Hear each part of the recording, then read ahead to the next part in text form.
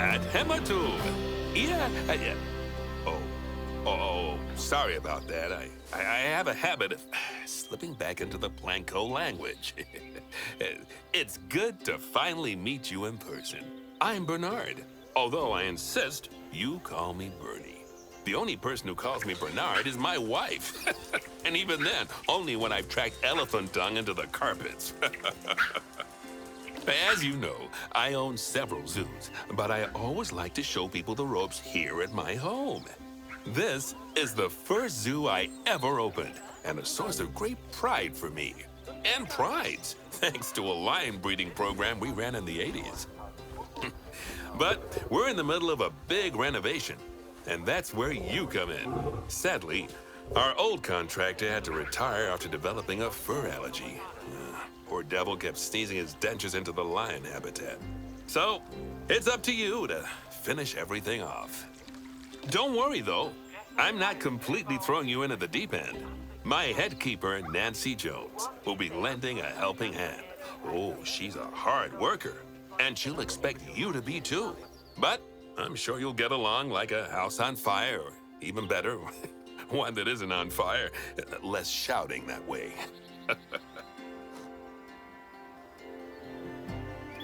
Hello there. From that rosy, fresh face of yours, I'm guessing you're Bernie's new hire. Good. Now, I hope you're ready to ditch your diploma because we're about to get really hands-on. But before we begin the real work, how about we familiarize you with the zoo by learning how to fly around it and visiting some of our beautiful animals? We'll start by popping over and having a look-see at the grizzly bears in their habitat.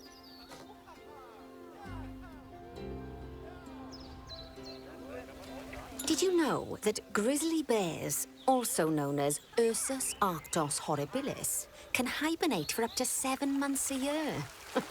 Oh, but then again, given the chance, I think a lot of people would do that too. Select one of the bears and you'll bring up its information panel. This is where you can find out all kinds of information about your animal. The most important thing being its overall welfare. You'll learn more about animal welfare today as we go through your objectives. But for now, let's enjoy this magnificent animal. Why don't you select the camera from inside its information panel?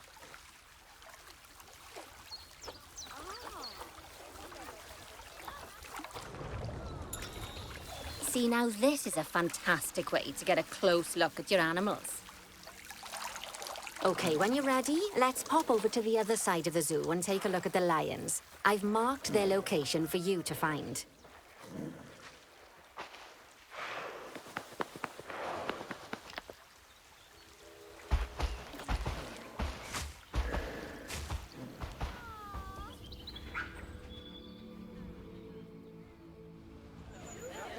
Panthera leo, or the West African lion to you and me. Lions are the most social of the big cats, and there can be as many as 40 lions in a pride, although prides of that size are pretty rare. As Bernie would say, those lions are awesome, which is precisely why I handle the training instead these days. Anyway, how about we get started on those objectives? Come on, let's head over to an empty habitat and see what needs doing there.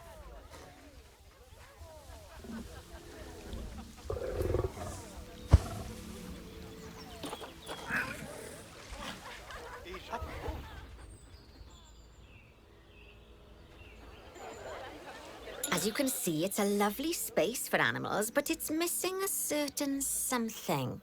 Well, 2 somethings. Warthogs. So I'd like you to adopt a pair of them. To adopt animals, we need to open the animal market, which is in the animal trading section.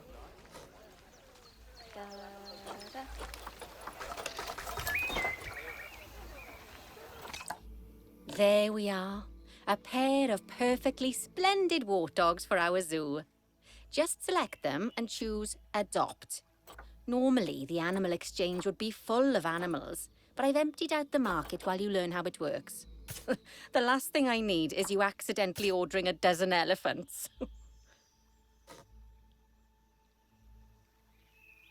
When you adopt an animal, it's automatically placed in the trade centre where they're held until you're ready to move them into their habitat, which, as it happens, you are. So how about you move them into their new home?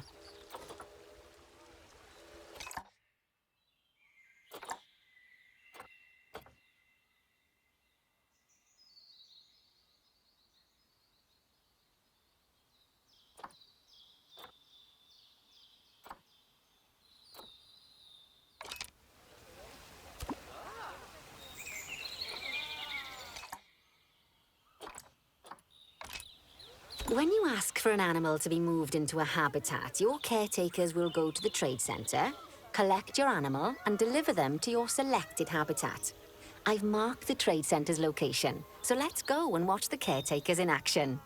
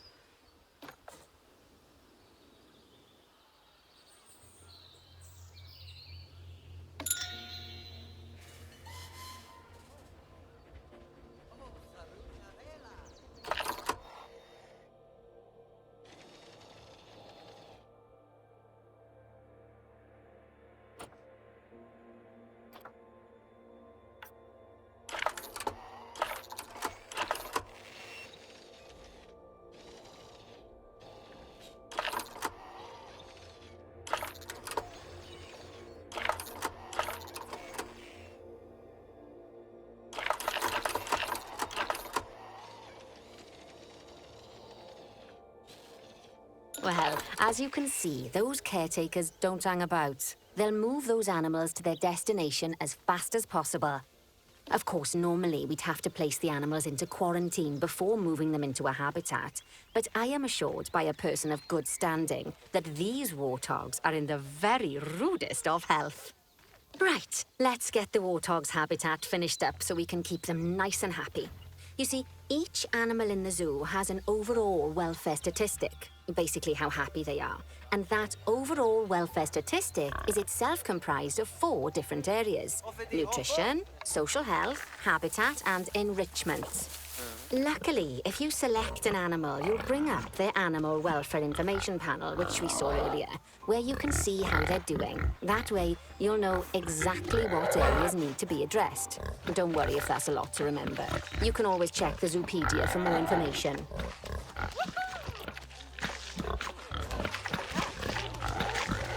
Let's start by making sure we're taking care of the warthog's nutrition welfare. To do this, we'll need to place a food station and a drinking station. Now, each animal requires a different type of feeding station. And for the warthogs, it's a small feeding trough. So let's add one of those and a water bowl.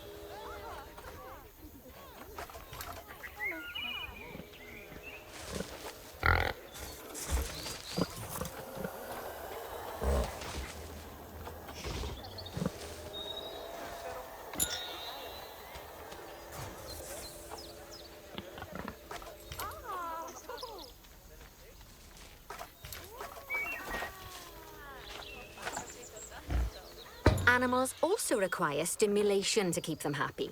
Let's add a lovely mud bath for the warthogs to roll around in. That bath will count towards their enrichment welfare, specifically their toy enrichment welfare. Oh, nice work. You've got a knack for this, I see. Now, our contractor had to leave in a hurry, so this place is in a feral state. Unfinished thingamajigs and whatsits all over the shop. But the first thing we need to finish is the ostrich habitat. It's over near the hippos.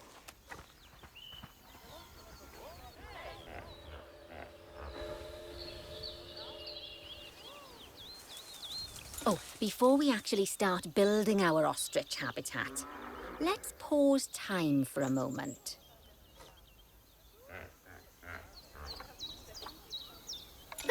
That's more like it. A quick break. Sometimes it's a good idea to pause the game whilst you're doing something which requires your concentration, because it'll stop the zoo spinning out of control while you're looking the other way. Let's keep the game paused while we get this ostrich habitat built. Okay, job number 1 here is to add a habitat gate before we complete the barrier. Every habitat needs a habitat gate. After all, how else would the keepers get in and out? Just make sure it's hooked up to the path so the keepers can reach it.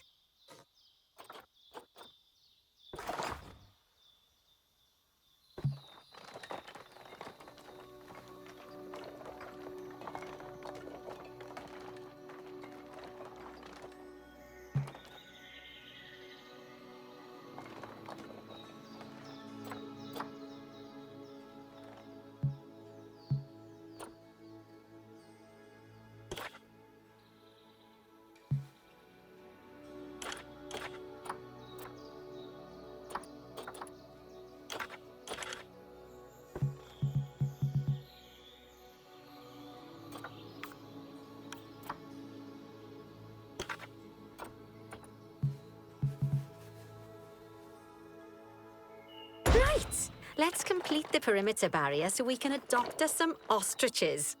I've marked out an area for you to use, so I'd like you to finish off the perimeter using the brick barrier.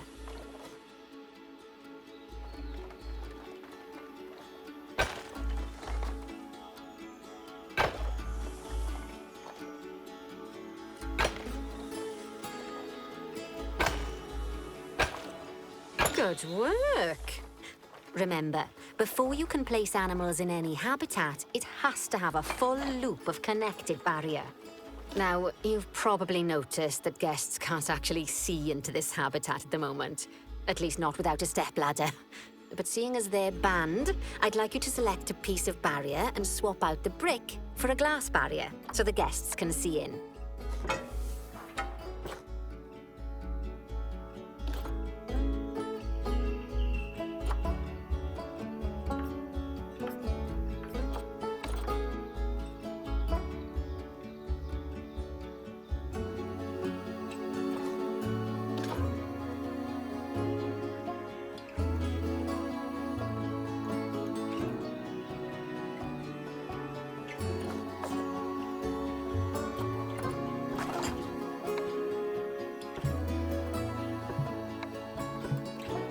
There we go.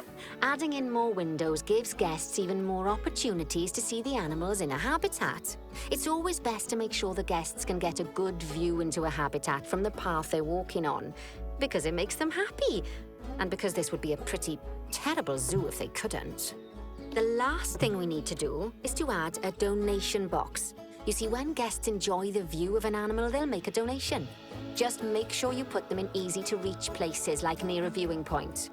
Donation boxes are one of the main sources of income for the zoo, so make sure you remember them.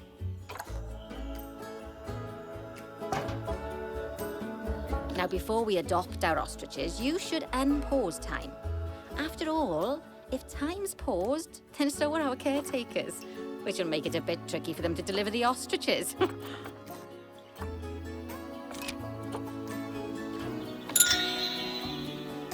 Oh, by the way, as well as pausing time, you can also speed it up.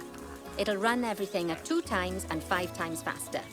It can be useful, especially if you're waiting for money to accumulate or for animals to be delivered to your habitat. Personally, I use it when I'm waiting for a brew to finish. All right, you've finished the habitat, so it's high time we adopted those ostriches, don't you think? Let's get 4 of them in here.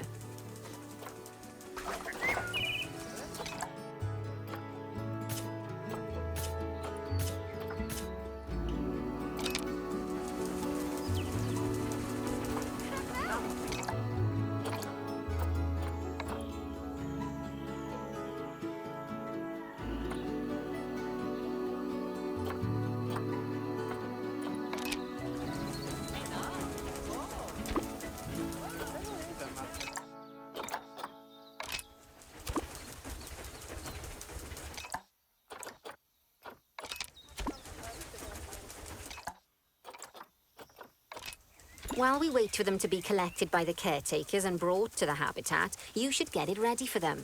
Add a suitable feeding station, water station, and an appropriate food enrichment item. It's often best to place things like enrichments and feeding stations near to the habitat perimeter, so guests can get a really good view of the animals.